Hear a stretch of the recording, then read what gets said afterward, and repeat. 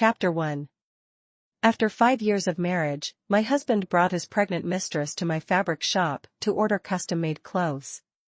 He married me because he was forced to and never intended for me to live peacefully. To pressure me into a divorce every few weeks, he would bring another woman to humiliate me. I swallowed my grievances and quietly made clothes for each of them. This time, he brought a pregnant beauty queen, asking me to sew a baby bib for the child she was carrying. I smiled and refused. Tomorrow, I'll be busy with the divorce paperwork. I won't have time to make it. Say that again if you dare. Vincent Brown, who was always calm and gentle, now had a face as cold as ice, his gaze fixed sharply on me. I said, tomorrow I'll be filing for divorce. I won't have time to make a bib for Evelyn Grace's baby. Evelyn Grace nestled in Vincent Brown's arms, smiling sweetly. Vincent Brown pampered her endlessly. She was adorned with gold and silver from head to toe. Looking at her, one would think she was the daughter of a prestigious family. Even the dress she was wearing was made from rare fabric imported from the western regions, worth a fortune. I had been running my fabric shop for years, but had never seen such material before. Thanks to her, I had the opportunity to embroider on that fabric. Every piece of clothing on Evelyn Grace, from outerwear to undergarments, was made by me. Even the intimate garments she wore closest to her skin.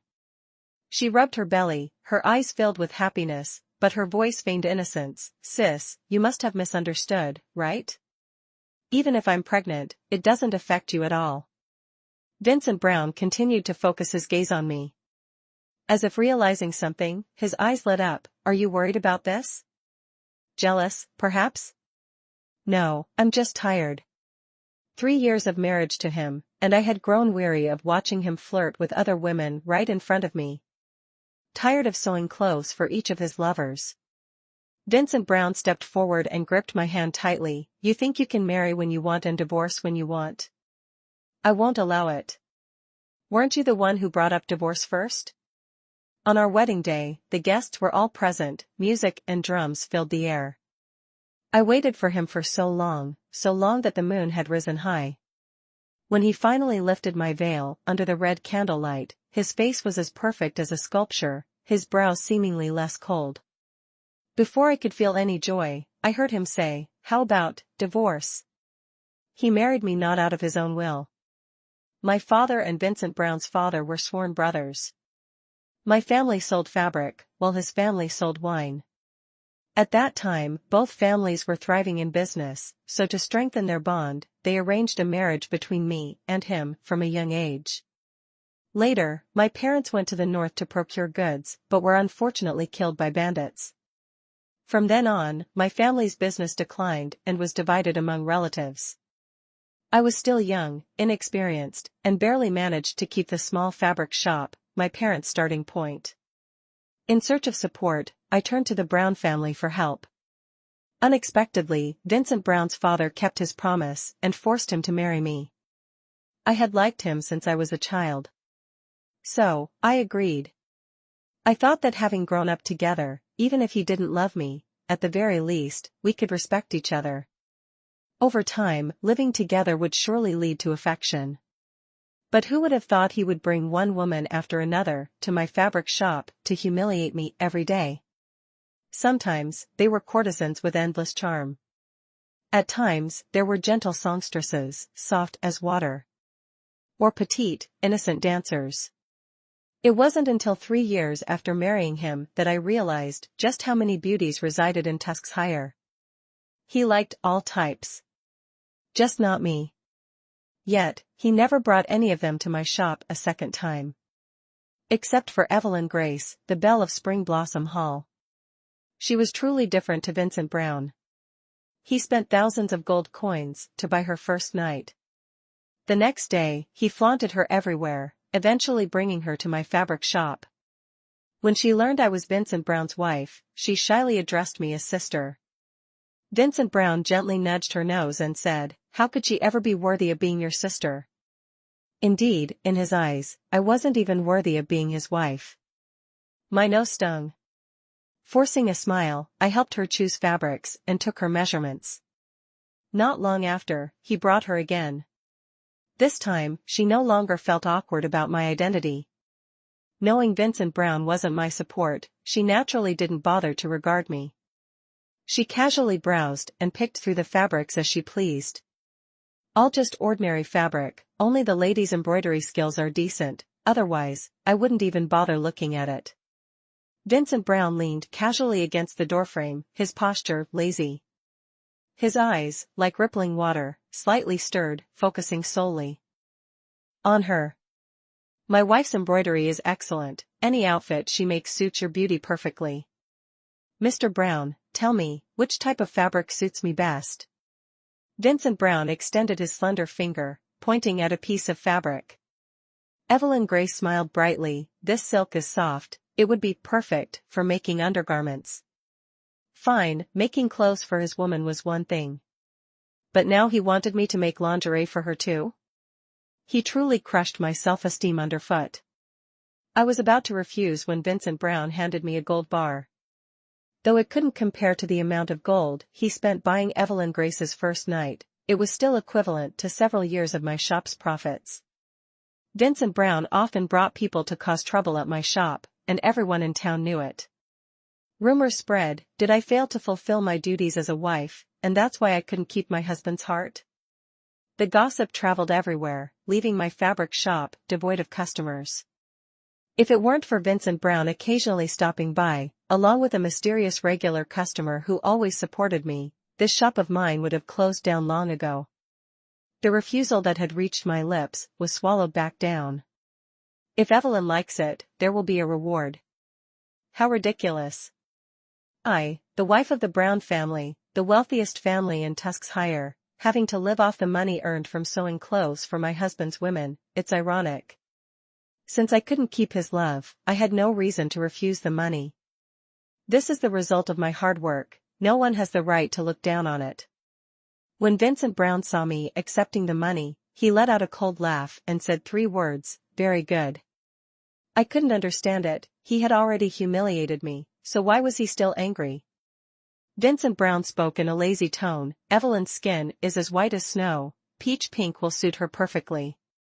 Evelyn Grace blushed shyly, playfully scolding him in a tender voice. Hearing this, my heart clenched. The scissors in my hand accidentally cut into my palm, but I didn't even feel the pain. He deliberately used this situation to humiliate me. I remembered it clearly. That night, when I swallowed my pride and undressed to seduce him, I was wearing a peach pink bra. He mocked me, calling me as shameless as a prostitute. Last year, my mother-in-law kept urging us daily about wanting a grandchild to hold. But ever since we got married, he has only been sleeping in his own room. As a wife who remains untouched, how could I possibly give her a grandchild? The one time I set aside my pride and undressed completely in front of him, he was looking at photos of a dancer he admired. His gaze barely flickered over me, filled with disdain. You look like a log. Learn from Samantha a bit, so you know how to please a husband. Samantha was a famous courtesan and the woman he was infatuated with at the time. He said I wasn't even as good as a courtesan. I picked up my clothes and ran away in humiliation. Every time I think about it, my heart aches endlessly. Clearly, when we were young, he was so kind to me. Even though he often played pranks with me, whenever we got punished, he would always take the blame for me. The best pastries in the house, he would save a portion and bring them to me early in the morning. Wherever he went, he wanted to take me along. And yet now, even looking at me for an extra second seems to disgust him. Perhaps, from the very beginning, liking him was my mistake. Rather than continuing to torment each other, I might as well go along with his wishes and agree to a divorce. But now, he refuses to let me go. Chapter 2. Even if we divorce, it must only happen when I say so first. I looked at him, exhausted. Fine, say it. I agree. He sneered coldly, now that you finally agreed to the divorce, it's too late. I'll write the divorce letter myself. Do I still need your consent? Mr. Brown, please, don't abandon her because of me. You know I don't care about titles or status. If you leave her, how will she find another husband in the future? But I only want to give you the best. Besides me, who else would marry her? So, it turns out everything was just to make way for Evelyn Grace? He truly loves her. Even if judged by the eyes of the world, he still wants to give her that position. All right. If it's a divorce letter, then so be it. I have nothing left to hold on to. Vincent Brown stared at me coldly for a moment, gritting his teeth. Fine, do as you wish. The one and only time he ever agreed with me after we got married was to abandon me. He had made up his mind. I had no reason to object anymore. I returned home and began packing my things. The room I am staying in used to be where he lived before getting married. When I married into the family, he immediately packed his belongings and moved to another room. From beginning to end, I have always lived alone in this room. But because I have to manage the fabric shop, I am often not at home. 3 years as a daughter-in-law, my belongings are barely anything. There are a few pieces of jewelry and clothing brought over by Vincent Brown himself. At first, I naively thought that it was his way of reconciling with me. I wore the pearl flower he gave me, happily going to look for him. He said nothing, but the courtesan beside him sneered. Mr. Brown bought it for me. I didn't like it. Who would have thought you'd treat it as a treasure? She laughed as she looked at me. If you like, in the future, I'll bring over the things they don't want for you. I turned pale, unable to say a word.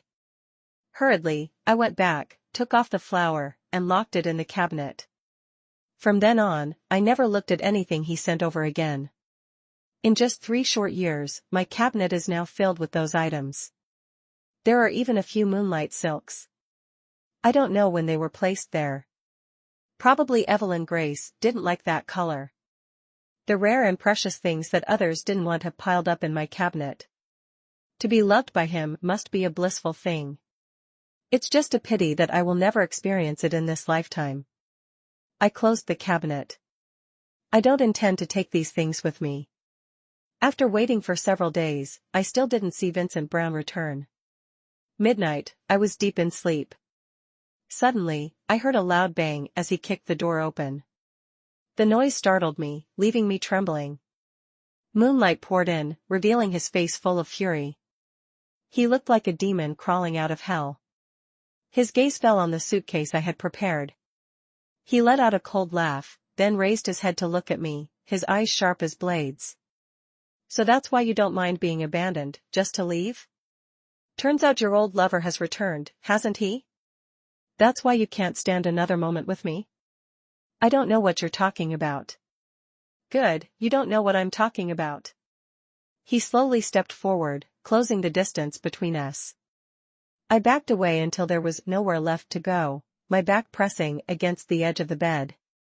He leaned down, his breath reeking of strong alcohol mixed with the scent of Evelyn Grace's perfume. If it were before, when he got this close to me, I might have been so overjoyed I'd lose my way. But now, I turned my head away. His kiss landed on empty air. He lingered by my neck, motionless for a moment. I mustered all my strength to push him away, remembering something more important. I extended my hand in front of him, the divorce papers. He stared at me, his eyes seemingly turning red. Lily Carter, you're something else. He grabbed my arm, right where the wound was. I took a sharp breath. Let go, it hurts. He tightened his grip even more. Stop pretending. He dragged me to another house, the one arranged for Evelyn Grace. That place wasn't far, just next to our house. To harm Evelyn Grace's child, you hid a needle in the bib I asked you to make for her.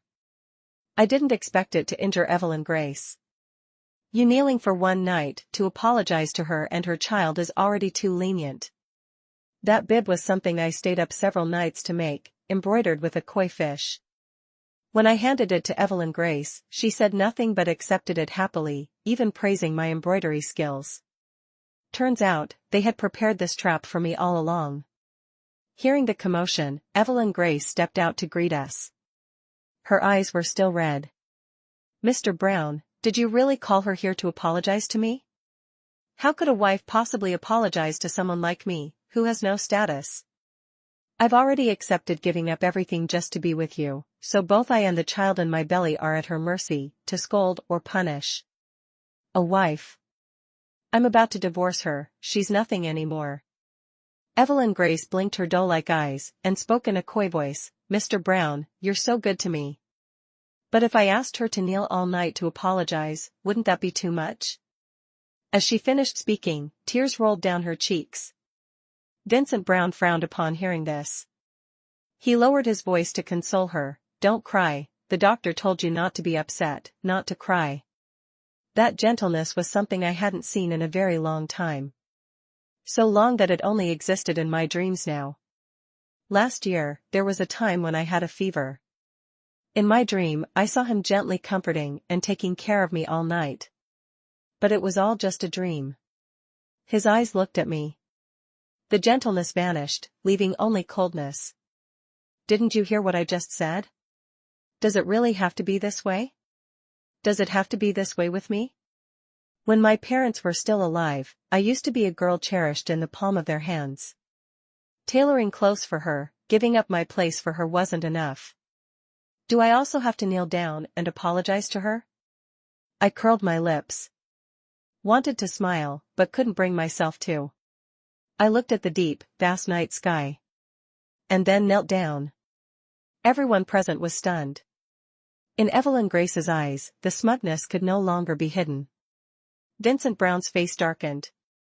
As if ink could drip from it. Lily Carter, would you go this far for William Foster?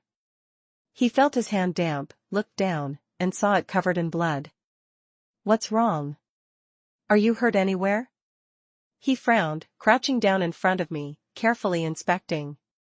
A few days ago, during the Mid-Autumn Lantern Festival. My mother-in-law had Vincent Brown accompany me, but to make things difficult for me, he brought Evelyn Grace along. The festival was crowded, people pushing and shoving. Evelyn Grace almost fell. To save her, he pushed me, causing me to hit the blade of a performing artist's sword. Blood immediately streamed down. The pain left my mind blank, and in panic, I called out his name. Through the years, the one who had been by my side from childhood to adulthood was now only him. Besides him, I didn't know who else would hear my cries for help. But he held Evelyn Grace, who was experiencing complications with her pregnancy, and left without looking back. At that moment, I realized. On this road, when did it become just me walking alone? Vincent Brown also remembered that day. He recalled how he had left me behind. His gaze flickered with a trace of shock, his throat moving as he spoke, I didn't realize you were hurt. His heart was filled with only Evelyn Grace, how could there be room for me? His expression grew complicated. Ignoring my resistance, he grabbed my hand and rolled up my sleeve. He saw the blood-soaked bandages. And the bruises left by the trampling on my fair skin. He frowned, his voice softening unconsciously, does it hurt? Why are you still like this, just like when you were a kid, getting hurt and not saying anything? So stubborn. That familiar tone.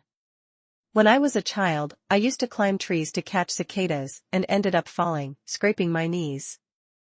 I didn't dare tell anyone, but he was always the first to notice. Back then, in his eyes, I was everything. Chapter 3.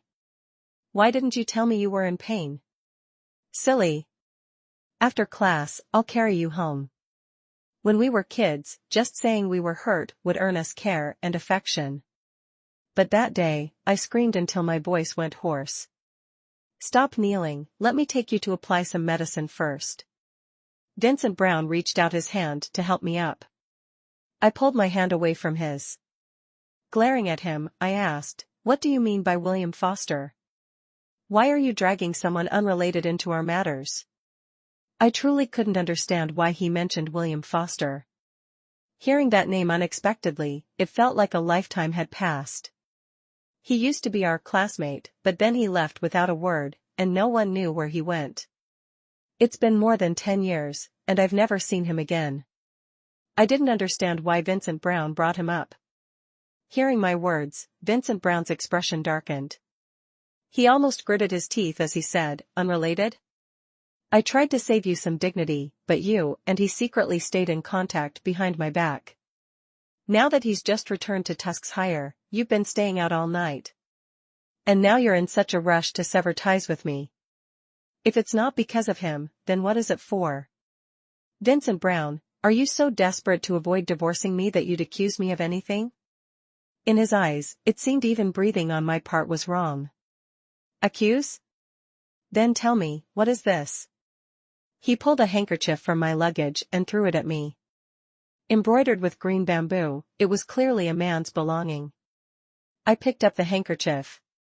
It belonged to the person who saved me that night. The Lantern Festival was too crowded, and I was nearly trampled to death. When I opened my eyes, I was already in my fabric shop. If it weren't for the wound being bandaged with this handkerchief, I would have thought it was all just a nightmare. I carefully tucked the handkerchief away. Whether or not the benefactor is William Foster, I will return it someday. Vincent Brown saw this, his chest heaving with anger as he gripped my chin tightly. Tell me where William Foster is. I want to kill him. I closed my eyes, unwilling to argue with him any further. Think whatever you want, just remember to bring me the divorce papers tomorrow. Divorce? So you and he can be together? Dream on. After speaking, he swung his hand and turned to leave. Evelyn, let's go. If she likes kneeling, let her kneel. But before he could take a step, a piercing scream from Evelyn Grace rang out. I had subdued Evelyn Grace. The silver hairpin in my hand pressed close to her neck. I stared directly into Vincent Brown's eyes, enunciating every word. This is the last time, write the divorce papers. Vincent Brown didn't even flinch, his expression cold and distant. Lily Carter, stop causing trouble. He was certain I wouldn't dare make a move because, in his memory, I was someone who couldn't even bring herself to step on a grasshopper. I clenched my fists tighter. Blood dripped down Evelyn Grace's pale white skin, her face turning ashen. Mr. Brown, she's gone crazy. Help me. I'm pregnant. At the mention of the baby, Vincent Brown's expression finally shifted. Lily Carter, calm down. Evelyn Grace is a good person now. If you kill her, you'll pay with your life. I don't care. Let's all die together. The night sky roared with thunder and lightning. Vincent Brown rushed forward, grabbing my hand to stop me. We struggled against each other, both our faces tense and terrifying. Evelyn Grace screamed, hurriedly pressing her hands against Vincent Brown's wound. Mr. Brown, you're bleeding. Help me. Lily Carter is trying to kill someone. Ah. My stomach, it hurts so much. In the end, Evelyn Grace collapsed into Vincent Brown's arms. She was terrified, and it had caused her to go into premature labor. Inside Evelyn Grace's room, people were bustling in and out.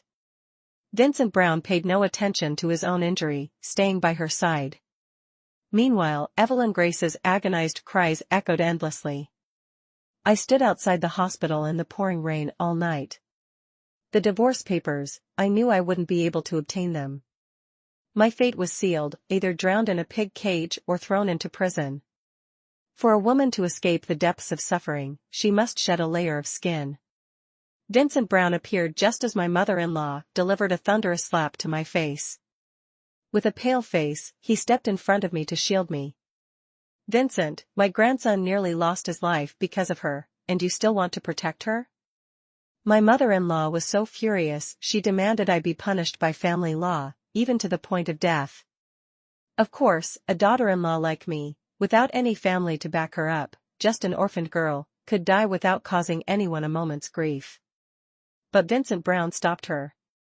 Mother, doing so would be illegal. Let the law handle her. Fine, let her be beaten to death with sticks. You're close to Judge George Vaughn, tell him to take good care of her. Make her life worse than death, so she can taste the same suffering my grandson endured. A torn piece of cloth covered my head, my hands and feet were bound, and I was thrown into the prison cell. Unable to see the surroundings inside the prison, I could only curl up in a corner. Outside the cell door, the mocking voices of a few guards echoed, not too loud, not too soft. I heard the Brown family's lady is locked up in here. Did you get a glimpse of her figure when she was brought in? Don't be stupid and touch her. Magistrate George Vaughan specifically instructed us to take good care of her. Fool. When he said take care, don't you understand what he meant? Vincent Brown never cared about this wife of his. If he truly wanted to protect her, why would he send her to prison? A little fun won't hurt. I clenched the silver hairpin tightly in my hand. Before coming here, I had already made up my mind, if tortured, I would rather end my life than endure it. But I felt unwilling. Why should I be the one to die? Why didn't I strike harder when I stabbed Vincent Brown? The clinking sound of chains echoed. 2 guards entered the cell. I held my breath, not daring to make a sound. If they dared lay a hand on me, this time even if it cost my life, I would drag them down with me. Unexpectedly, they stopped right in front of me, but remained silent for a long time. A faint, cold fragrance wafted through the air, and the torn cloth over my head was removed. Instinctively, I gripped the silver hairpin in my hand even tighter. As my eyes adjusted to the light, the first thing I saw was a jet-black suit. Embroidered on it was a pattern of black bamboo stitches, crafted by my own hand. Aside from the clothes I had sewn for the women Vincent Brown brought by, I had only ever tailored for one mysterious client. Since I took over the fabric shop, a young attendant would visit every season to order a few new outfits. Thanks to this generous patron, my shop managed to survive those early, difficult days. While sewing, I had guessed this person must be very tall. Now that we were face to face, my assumption was confirmed. He wore his hair tied high, the corners of his lips faintly curved, half a smile, yet not quite. Standing tall, he gazed down at me with deliberate intent. I shrank back into the corner of the wall. My clothes, soaked from the rain, clung tightly to my body. His eyes did not shy away, calmly sweeping over me from head to toe. Well, Miss Carter. Last time I let you off, but it seems you insist on walking right into my hands. Foster? William Foster? That familiar voice. Only William Foster ever called me Miss Carter. I could hardly believe it. After all, it had been over 10 years since we last met. Yet his composed, nonchalant demeanor was just as it had been in childhood. He leaned down, and to my astonishment, lifted me effortlessly with one arm. Put me down, what are you trying to do? My hands were tied, making it impossible to push him away. He used only one hand, gently patting my back. Be good. It was. Then I noticed several lifeless prison guards lying at his feet. A chill ran through my entire body, leaving me speechless. I had no idea what he intended to do. Could this be revenge for what I did to him? After all, I had abandoned him during his most desperate time. He carried me straight out of the prison. Along the way, no one dared to lift their heads to look at us. Everyone in the magistrate's office respectfully addressed him as Master Boo. Boo? But wasn't his surname Foster? Chapter 4. I quietly observed his sharp brows and eyes. He remained calm, even leisurely enough to lift me up slightly. Mocking me, lighter than last time. That Brown kid really doesn't know how to take care of someone. In a fleeting moment, I suddenly understood, it was him who saved me last time as well. I lowered my gaze. If he wanted revenge, why would he bother saving me? I wanted to ask him where he intended to take me. But my eyes grew heavy, and I passed out in William Foster's arms. I dreamed a long dream. Back then, Vincent Brown and I had just had an argument. I ran to the schoolyard's back garden to play with mud, only to see William Foster jumping down from a tree. He tucked a cicada he'd caught into his faded pocket. I ran over and grabbed his hand. You can't do that. My mom says not to eat random things you pick up. He hadn't expected anyone to be hiding in the corner.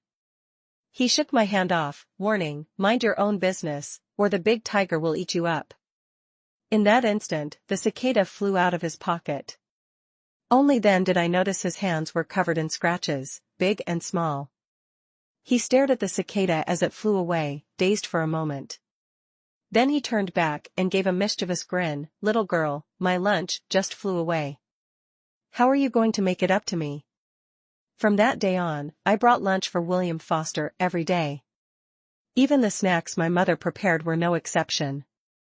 We sat in the corner behind the schoolyard. He ate lunch while I sucked on my fingers.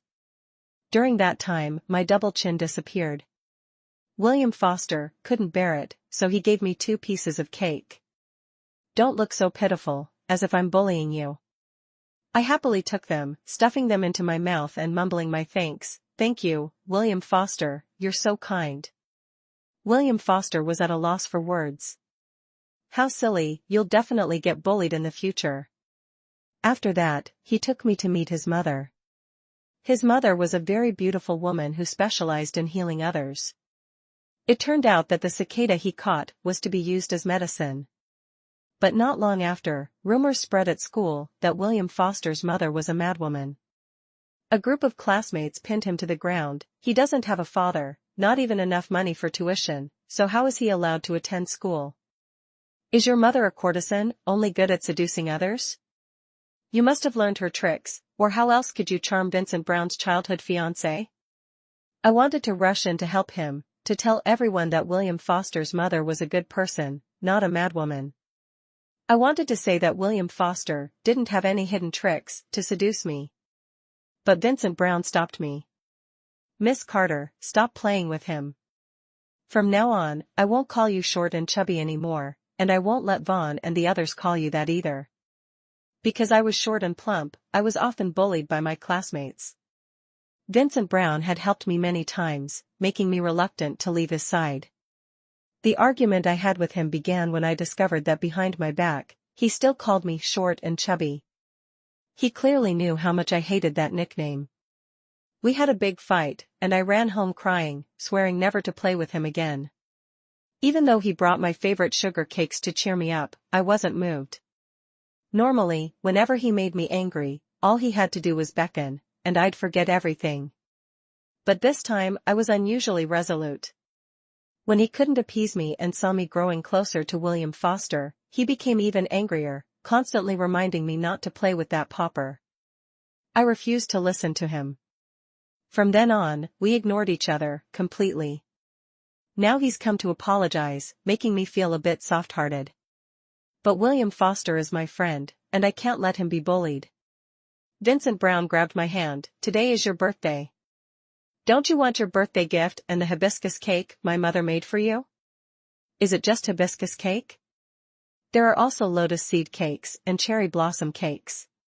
Having spent time with William Foster, I had never eaten to my heart's content.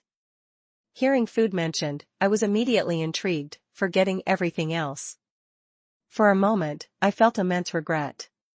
Suppressing my remorse, I told my mother to prepare all the pastries and wrap them up. The next morning, I would bring them all for William Foster to eat. But the next day, William Foster didn't come to school. The pastries spoiled after being left for too long, and he still didn't show up. I went to his house. His neighbors told me that the boy from that house had caused trouble, and a group of people came looking for him. This drove his widowed mother into a fit of madness. They had to move away in the night. No one knew where they had gone. Out of guilt, I fell into a high fever upon returning home. If I hadn't been lured away by the thought of food. If I had dared to tell everyone that Aunt Foster was a good person. Would William Foster have needed to fight those people? Was he forced to leave his hometown? Due to being caught in the rain, I caught a cold and was openly taken in by William Foster to recover in a room at the magistrate's office. He arranged for an elderly woman to take care of me. She only handled my meals and daily needs, saying nothing more. I drifted in and out of sleep while recovering, but this place was undoubtedly much better than a prison cell. William Foster visited every day. Each time I saw him, I felt a mix of gratitude and guilt. Yet, he seemed completely unbothered, returning each day with the scent of blood and a cold demeanor. Sometimes, he handled his work in the room, other times, he leaned against the small bed by the window, reading a book as I took my medicine. After discovering that I secretly poured the medicine into the flower pot, he began returning just in time to watch me drink it. He said nothing, nor did he rush me. I purposefully delayed, hoping he would leave. But he seemed to have endless patience, even instructing the staff to keep reheating the medicine. This time, he waited from noon until late afternoon. Placing his book down, William Foster raised an eyebrow. "What's the matter? Does Miss Carter need to be coaxed into taking her medicine?" I knew my body well. The cold had long since passed, there was no need for more medicine. I pushed the bowl of medicine away. "I'm already cured." "Thank you, Mr. Foster, no, Mr. Boo, for saving me. I will repay this favor someday." I had no idea why William Foster chose to save me. But regardless, the fact that he saved me was undeniable. However, the suitcase I had prepared could not be taken with me. The clothes I wore, the items I used, all belonged to William Foster. As soon as I finished speaking, he curved his lips into a smile. His long arms wrapped around me in an embrace.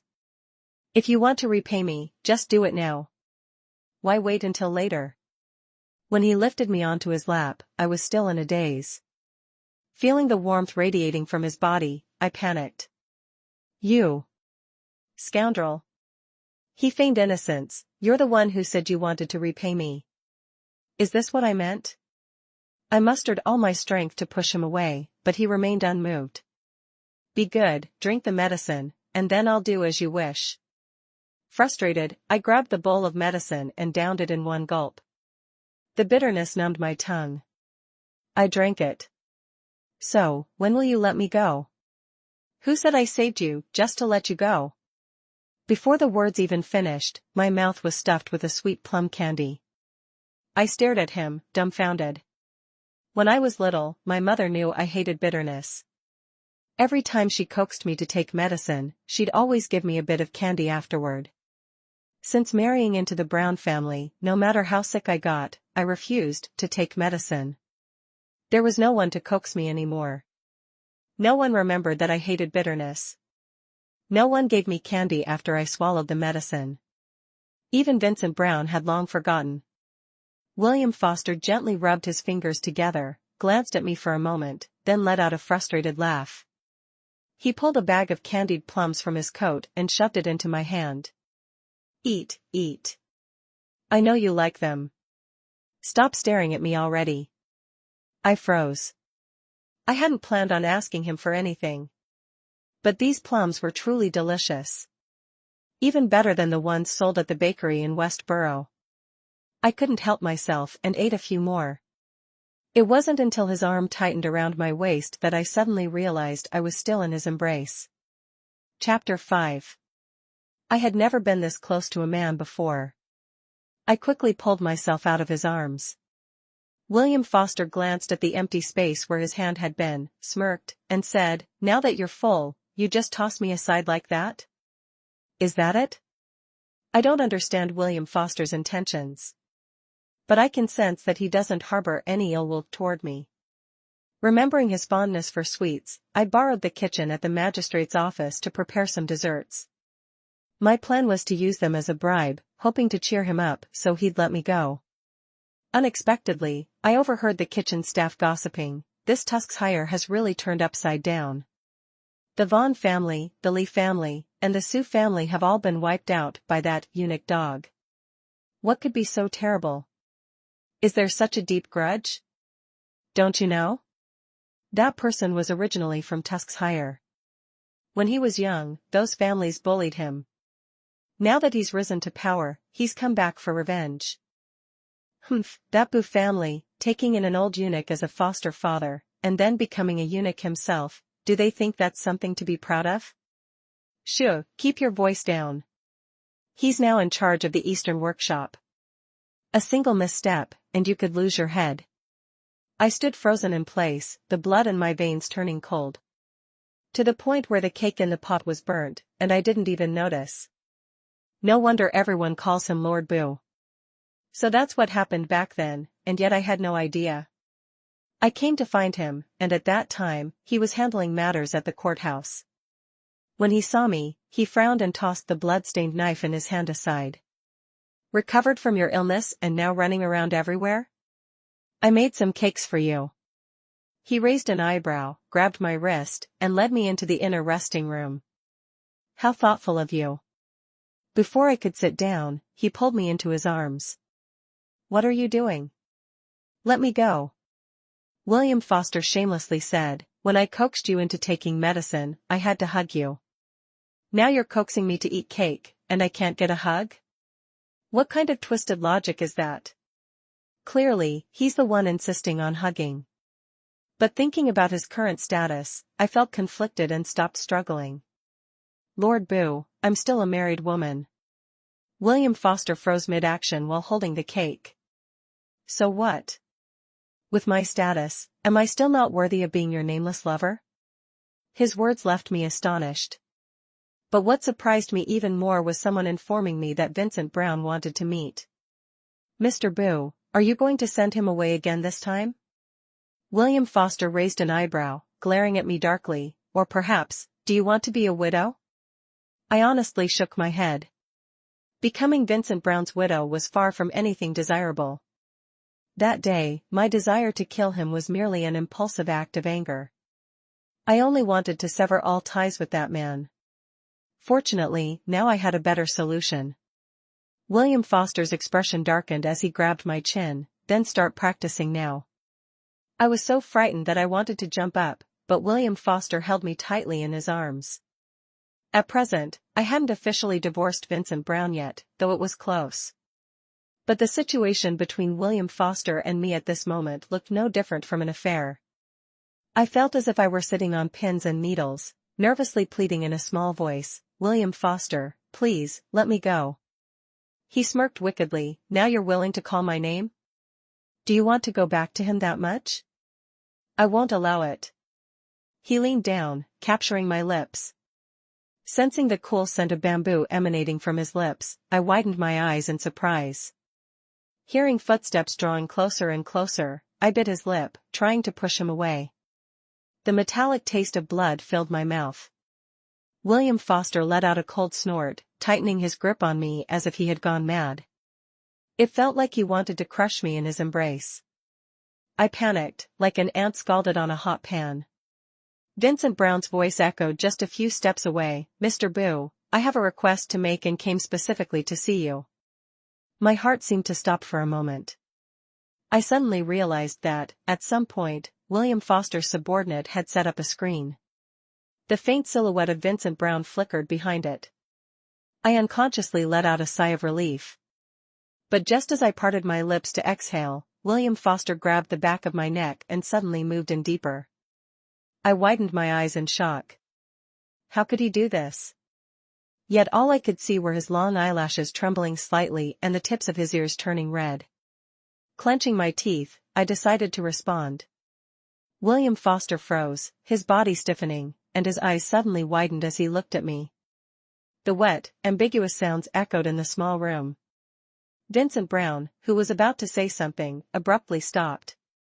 He was a man who frequented places of indulgence, how could he not recognize what was happening inside the room? Just thinking about how Lord Boo, who was supposed to be a eunuch, was involved in such an act, disgusted him.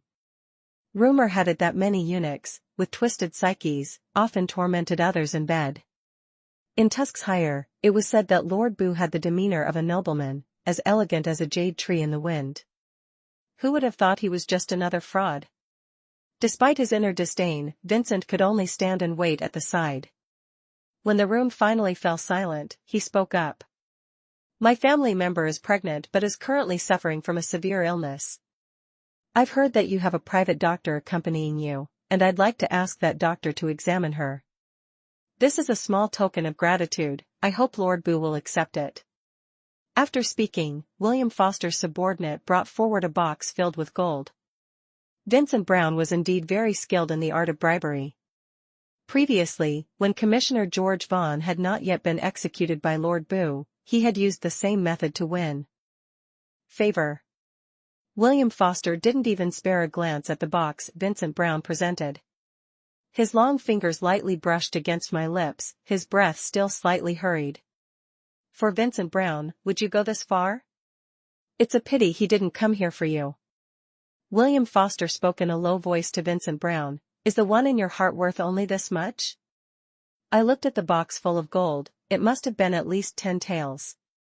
Vincent Brown hurriedly added, if the doctor is willing to come for treatment, I will certainly offer a generous reward. I grabbed William Foster's collar. Don't agree to his request. William Foster raised an eyebrow. Your husband knows to bring gifts when asking for favors, but all you do is argue. My eyes fell on his lips. Suddenly, I pulled him by the collar and kissed him again. William Foster's pupils contracted. When the kiss had yet to deepen, I heard Vincent Brown's voice outside. I heard that recently, a group of Western region women arrived at Warm Fragrance Pavilion, each as gentle as water. The person on the bed should ideally be someone soft and tender. I hope the magistrate will enjoy when the time comes. William Foster's eyes turned icy cold. My people, do you think you have the right to comment on them? You don't even have the decency to beg properly. Get out, kneel clearly outside, and then come back. Vincent Brown was dragged away. William Foster was just about to lean down and kiss me again. I quickly dodged. He stared intently at my lips, his Adam's apple moving slightly. Do you think that's enough to settle things with me? If not, then what else? Just then, one of his subordinates reported an urgent matter, and I seized the opportunity to slip away. I didn't dare meet his deep, penetrating gaze. William Foster gritted his teeth. Just wait for me. He left with his subordinates, this time not returning for several days. Vincent Brown, meanwhile, knelt outside the magistrate's office for days as well. I heard that when he was dragged away, he had already fainted. I knew this was a rare opportunity for me. Using William Foster's authority, I secretly entered the household registry room and altered my records. There was no need to worry about divorce or not divorcing anymore. I directly erased all traces of this marriage. While at it, I also prepared several travel permits, complete with the official government seal. This plan had been brewing in my mind ever since I realized I was in the magistrate's office. Forcing Vincent Brown to write a divorce letter would have been far too difficult. Night fell, and I quietly slipped out of the magistrate's office, through the back door. Taking advantage of the darkness, I made my way to Brown Manor. I crawled through the dog hole and sneaked into my room. Under the moonlight, I observed the room. Chapter 6. Everything remained exactly the same as when I left, as if I had never been away from this place. My suitcase, which I had packed, was still sitting on the table. I was overwhelmed with joy. This was all my possessions accumulated over the years. At William Foster's place, though I was never short of clothing, I didn't have a single penny to my name. I had managed a fabric shop for many years. I knew well that even a single coin could trouble a hero. Just as I reached for my luggage, a hand firmly gripped my wrist. Miss Carter, where do you think you're going?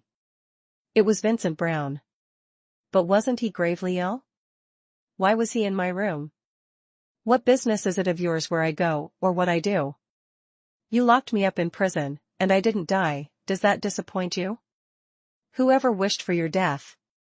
Vincent Brown took a step forward but clutched his chest, coughing violently. That night, Evelyn Grace almost miscarried. My mother demanded justice from you, and I was gravely injured by your hand. I knew if I fell, you certainly wouldn't make it out alive. Dragging myself to take you to the magistrate's office was my limit. I collapsed for days as soon as I returned home. George Vaughan, the magistrate and an old friend of mine, was entrusted to look after you there until my mother calmed down, and I could bring you back. Who would have thought the magistrate's office would be taken over by that eunuch Boo? When I regained consciousness, I visited the magistrate's office numerous times to find news about you, but to no avail. Under the moonlight, I could see his face covered in stubble, his eyes filled with tenderness. It was as if there had never been any discord between us, as if we were still childhood friends. Seeing me waver, he pulled me into his arms and softly said, "It's good that you're back, it's good that you're back. Thankfully, I convinced Lord Boo of your innocence, and that's why he released you." Before he could finish, his passionate expression froze. He slowly let go of me. It was all because the hairpin in my hair was now pointed directly at the old wound on his chest. When we once faced each other, he didn't think about killing me, instead, he wanted to protect me. Who would believe that? In reality, if he truly wanted to protect me, there were plenty of other ways. Who throws someone into prison to protect them? Vincent Brown sighed, trying to explain, yes, I did think about letting you endure some hardship, so that in the future, you wouldn't act recklessly or easily suggest divorce again. To make you realize that an orphaned girl like you could only rely on me. To make you understand that if you resolutely broke up with me, you'd have nothing left. So, you threw me into prison and abandoned me? Just thinking about the vulgar words in prison and the corpses there made me shudder. If it weren't for William Foster, I couldn't imagine what my fate would have been. Hearing this, Vincent Brown grew furious, as if he'd caught a point to criticize. When did I ever abandon you? For you, I had to bow my head to that eunuch, kneeling for days. Was all of that fake? Hearing this, I laughed. If I hadn't heard it with my own ears, I might have believed what he said. True or false, you know best in your heart.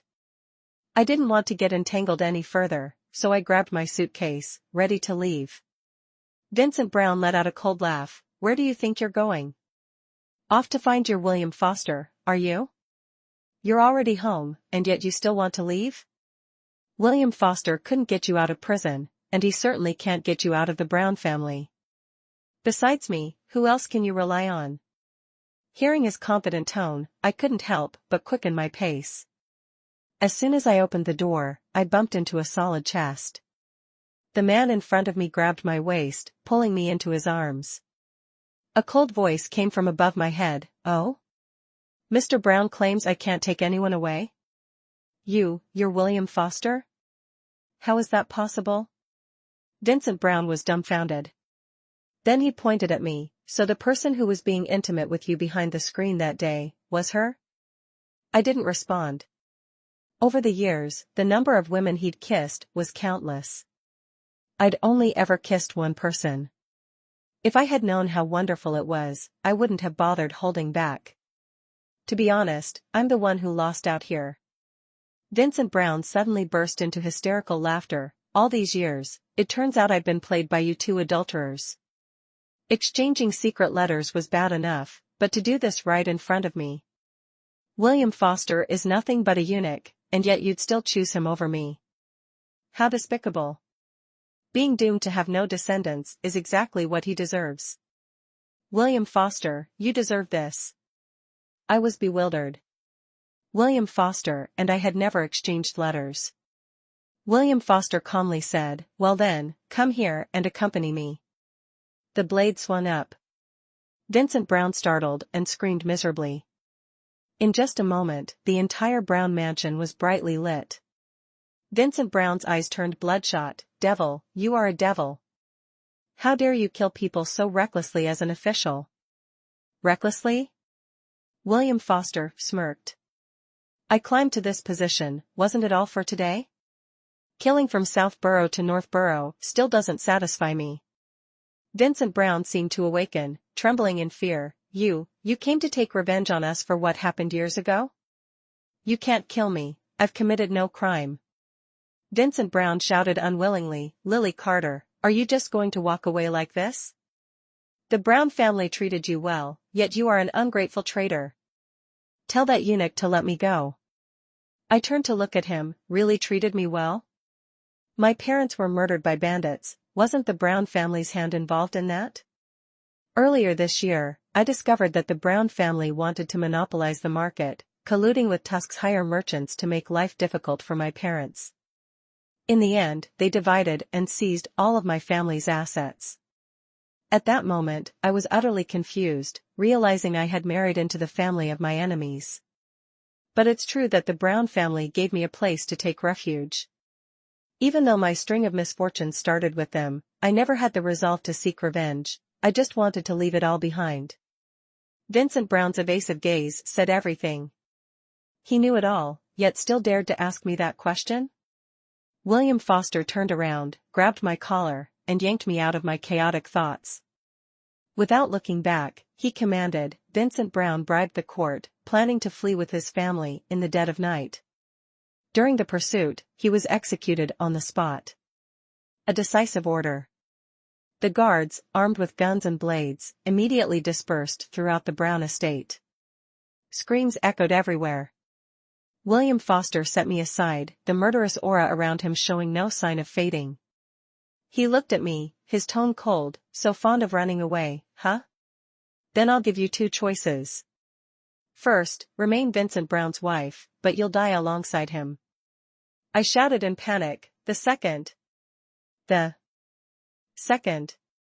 I'll choose the second. I wanted nothing more to do with Vincent Brown. Even in death, I didn't want Vincent Brown's name engraved on my tombstone. William Foster smirked, his tongue briefly brushing the inside of his cheek. A dangerous glint flickered in his eyes. When he threw me onto the bed, I finally understood the meaning behind his smile. As I watched him slowly approach, fear began to creep into my heart. Don't do anything reckless. Just a few kisses, he said. He grabbed the back of my neck. Stop looking at me with that pitying gaze. With that, he claimed my lips. I didn't know how much time had passed. I sat leaning against him, my clothes disheveled. Both of us were breathing heavily, our breaths chaotic. All right, now you should let me go. I said just a few kisses. I took a deep breath and raised my head. Fine, kiss me then. If you make a promise, you should keep it yourself. William Foster, you're such a bastard. How could you? Don't move. You scoundrel, you rogue. My face turned crimson as I turned my back to him. The next moment, he pulled me tightly into his arms. William Foster whispered softly in my ear, you're mine. You can only be mine. It's wonderful that your first time was with me. Me. Chapter 7. Afraid that I might escape, William Foster arranged for several guards to stand watch outside my room. No matter what I did, they followed me closely. After that night, I began avoiding him. I heard that lately, he's been busy dealing with bandits. Once again, the thought of escaping crossed my mind. William Foster moved into my room, and his clothes were now mixed with mine in the wardrobe. This left me somewhat dazed. When I married Vincent Brown, I had dreamed of a scene where our clothes were stacked together, living in the same room. But throughout our years as husband and wife, he rarely stepped into my room. My room didn't contain a single item belonging to him. Now, everything between William Foster and me resembled that of a real married couple. I shook off the thought. The Brown family had fallen. Tuskshire no longer had the Brown family. While packing my belongings, I accidentally dropped a small box from William Foster's wardrobe. It was covered with many of my signatures. Stunned, I opened it. Inside were letters, all written on the same date, March 7th. My birthday. On the letters, written in my handwriting, were accounts of eating delicious cakes, sightseeing somewhere. At the end of each letter was the line, Happy birthday, William Foster. Each letter had his reply. Unreplied briefly, his words sharp and concise. All is well, don't dwell, let's rejoice. Sent by William Foster. The exchange of letters left my mind blank. It's no surprise that Vincent Brown mentioned there were correspondences. It's no surprise he thought I was secretly communicating with William Foster. But I had never written those letters. Moreover, ever since marrying into the Brown family, I had never celebrated my birthday. My parents had met their tragic fate on my birthday. Since then, every year on this day, I spend it mourning them. Therefore, these letters must surely be William Foster's doing. Miss Carter, where are you planning to rush off to so busily? William Foster, dressed in his flying fish uniform, leaned lazily against the door, gazing at me. I had no idea how long he had been standing there. My heart tightened slightly as I tried to remain calm and threw the stack of letters at him. This is all you're doing? He tilted his head to dodge and grabbed my wrist. Lily Carter, are you still dreaming of us being the perfect couple? Even without me, do you think you and Vincent Brown could last long? I was well aware that there was neither trust nor love between Vincent Brown and me. But you can't do this. I can do whatever I want. What can you do about it? William Foster aggressively cornered me to the edge of the bed. I was so frightened that my eyes turned red, thinking he might pull out a knife to stab me. You're a liar, and you dare to cry? William Foster's voice suddenly softened as he released my hand and gently patted my back to comfort me. Come on now, don't cry. I brought you cake. Instead of feeling better, his attempt at consolation only made me feel more aggrieved. What gives you the right to call me a liar? I retorted. William Foster looked at me with a puzzled expression. Didn't you promise that one day you'd celebrate my birthday for me? I froze for a moment. It seemed like that was true. Long ago, when I found out that my birthday and his were on the same day but no one had ever celebrated his, I had proudly vowed that from then on, I would take care of his birthday. But in the end, on his birthday, I had abandoned him. I never expected him to remember such a childish promise even now. I'm sorry, William Foster. I'm so sorry. I left you alone that day.